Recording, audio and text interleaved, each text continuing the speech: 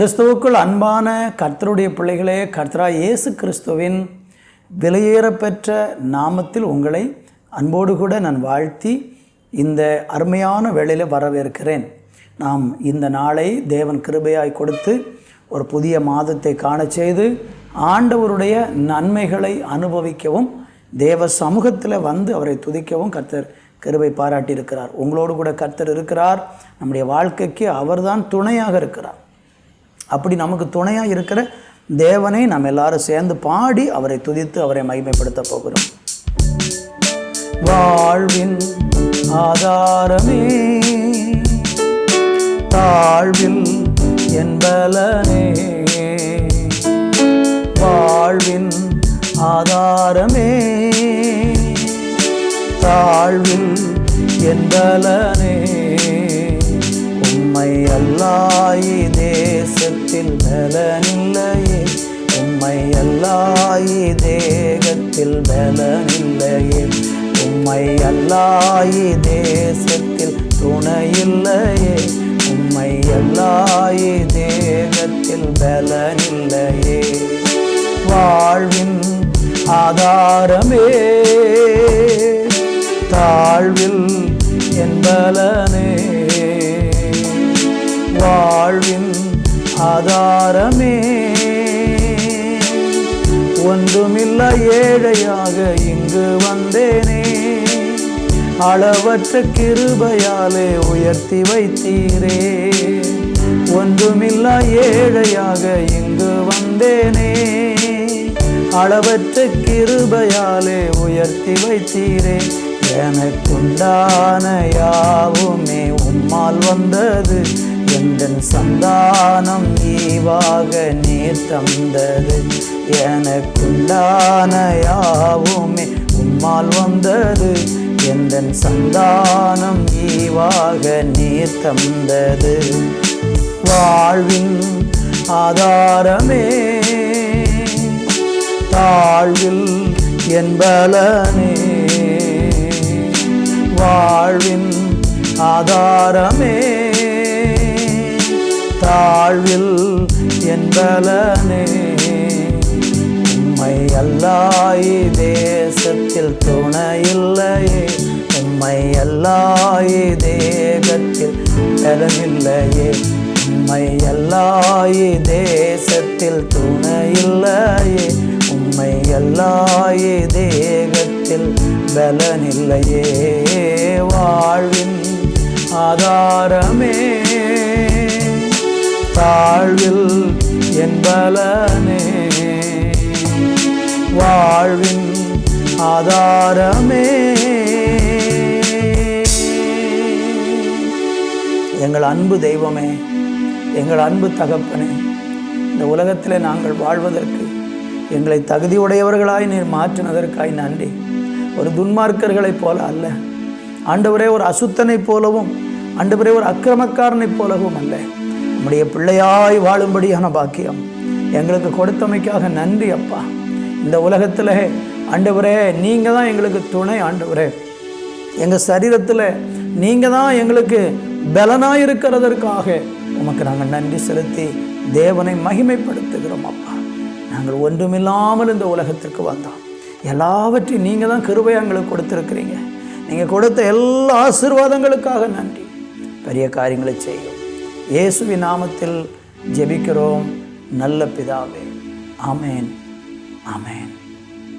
தேவனுடைய பிள்ளைகளை இந்த நாளில் நம்ம வாசிக்கும்படியாக 1 தீமோத்தேயுவுக்கு எழுதின நிருபம் 6ஆம் அதிகாரம் அதனுடைய 7வது வசனத்தை வாசித்து இன்றைக்கு நம்ம ஆண்டுடைய வார்த்தையை தியானிக்க போகிறோம். அங்கு வேதம் சொல்லுகிறது, உலகத்திலே நாம் ஒன்றும் கொண்டு வந்ததும் இல்லை, இதிலிருந்து நாம் ஒன்றும் கொண்டு போவதும் இல்லை என்பது நிச்சயம். அன்பு தேவனுடைய பிள்ளைகளே, இந்த உலகத்தில் நாம் வாழும்போது, இந்த உலகத்துக்கு நம்ம வரும் பொழுது எதுவுமே நம்ம கொண்டு வந்ததில்லை. நம்முடைய தாயினுடைய வயிற்றில் நம்ம உருவாகி இந்த உலகத்தில் வெளிப்படும் போது நம்ம எதையுமே கொண்டு வரவில்லை. வெறுங்கையாக இந்த உலகத்திற்கு நம்ம வந்தோம். ஆனால் இந்த உலகத்தை விட்டு நம்ம போகும்போதும் ஒன்றுமே கொண்டு போவதில்லை என்பது 100% உண்மையாக இருக்கிறது. ஆனால் இன்றைக்கி நாம் சில நேரம் இதை யோசிக்கவும் சிந்திக்கவும் மறந்து போய்விடுகிறோம். நம்ம என்ன நினைக்கிறோம், இந்த உலகத்தில் சேர்த்து வைக்கிற ஆஸ்தி அந்தஸ்து பணம் பொருள் எல்லாமே நம்ம இங்கேருந்து போகும்போது எடுத்துகிட்டு போகிறது போல தான் நாம் இந்த உலகத்தில் வாழ்ந்து கொண்டு இருக்கிறோம். ஏழைகளுக்கு கொடுக்காமல், மற்றவங்க வேதனைப்படும் போது அவங்களுக்கு உதவி செய்யாமல், சுயநலமாக வாழ்ந்து கொண்டு எல்லாம் என்னுடையது அப்படின்னு சொல்லி ஒரு சுயநல எண்ணத்தோடு வாழ்கிற மக்களை ஏராளமாக பார்க்கலாம். அப்படிப்பட்ட மக்கள் எப்படி இருப்பாங்கன்னா, சுயநலமாய் வாழக்கூடிய மனிதர்கள் மற்றவர்களுக்கு உதவி செய்யாததுனால ரொம்ப கடினமானவர்களாக, சில நேரம் மற்றவங்கிட்ட இரக்கமற்றவர்களாக, மனித பண்பே இல்லாதவர்களாக கூட இந்த உலகத்தில் அப்படிப்பட்ட மனிதர்கள் வாழ்ந்து கொண்டு இருப்பாங்க.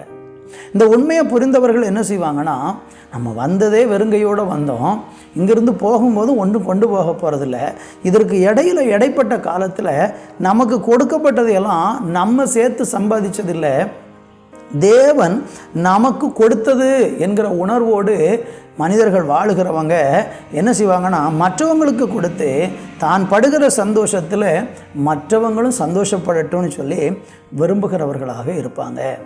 நீங்கள் எப்படி இருக்கீங்க யோசித்து பாருங்கள். கஷ்டப்படுகிறவங்களுக்கு நீங்கள் கொடுத்து அவங்க முகத்தில் இருக்கிற சந்தோஷம், அவங்க உள்ளத்தில் இருக்கிற சந்தோஷத்தை கண்டு நீங்களும் நானும் சந்தோஷப்படுகிறது தான் உலகத்திலே பெரிய சந்தோஷமாக இருக்கிறது. இங்கே இந்த தீமோத்தேயுவுக்கு பவுல் சொல்லும்போது சொல்கிறாரு, முந்தின வசனத்தை பாருங்கள், போதும் என்கிற மனதுடனே கூடிய தேவ பக்தியே மிகுந்த ஆதாயம் அப்படின்னு சொல்கிறார். இந்த உலகத்தில் நம்ம சேர்த்து வைக்கிற சொத்து சம்பத்து நமக்கு ஆதாயம் இல்லை, போதும் என்கிற மனதுடனே கூடிய தேவ பக்தி நமக்கு இருக்கிறது போதும். உங்களை ஆண்டவர் ஒரு சிறிய வீட்டில் தங்க வச்சிருக்கிறாரா, சந்தோஷமாக இருந்து ஆண்டவரை மகிமைப்படுத்துங்க.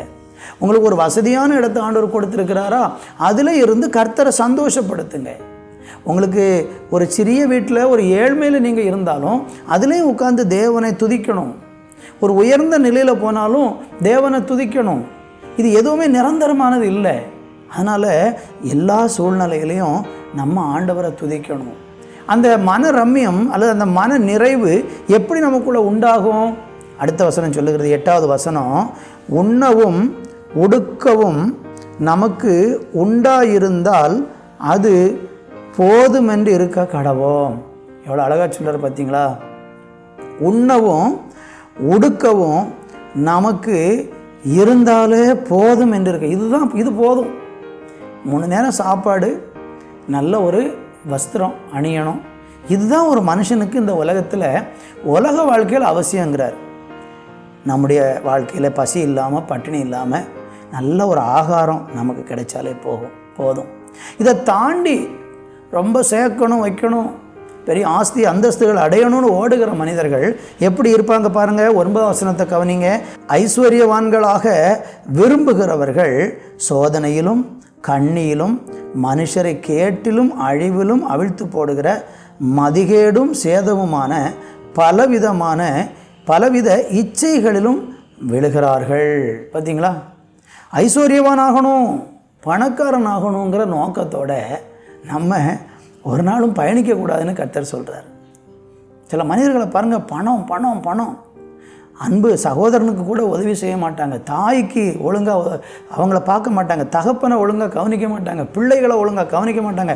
பணம் பணம் பணம், இப்படி பணத்துக்கு பின்னால் ஓடிக்கொண்டு இருக்கிற மனுஷர்கள் கடைசியில் எங்கே போய் முடிவாங்களாம் பாருங்கள்? சோதனையில், கண்ணியில், அழிவில், மதிகேடில், பலவிதமான இச்சைகளில் போய் அகப்பட்டு கொள்வாங்க. பணத்தை சேர்க்கணுன்னு ஓடுறவங்க பொய் சொல்ல ஆரம்பிச்சிருவாங்க, வஞ்சிக்க ஆரம்பிச்சிருவாங்க, அடுத்தவங்களுடைய பொருளை அபகரிக்க ஆரம்பிச்சிருவாங்க, துணிகர் அவங்களுக்குள்ளே வந்துடும்.